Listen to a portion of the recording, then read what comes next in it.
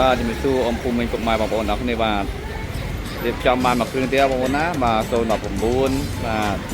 ហើយពណ៌នេះបាទទៅបើខ្សែក្រណាត់ចូល3ដែលជាពណ៌ទៅដោះគោបងប្អូនណា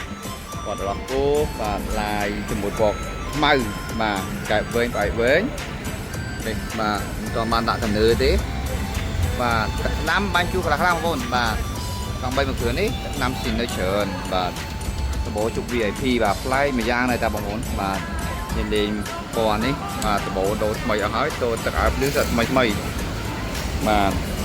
នេះបាទជន់ជើងខាងក្រោយបាទនៅស្អាតយ៉ាងយើងអត់ធ្វើទេមកផ្លាកលេខខែទេបាទកង់3ស្អាត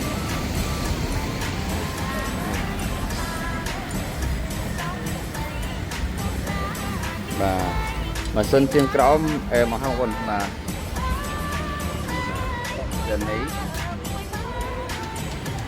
បាទសម្រាប់បងប្អូនចាប់អារម្មណ៍បាទតែការស្វែងរកកង់3ដើម្បីជិះលេងនៅស្រុកកណ្ដាលអីអាចនឹងមើលបានបាទហើយចូលឆ្នាំខ្មែរយើងហ្នឹងបាទបើជាមួយអាទិត្យអីទៀតទេចឹងរួចរាល់ឡើងបងប្អូនបាទបោះសារការទិញដៃក៏អាចធ្វើការបង់មលុះបានដែរ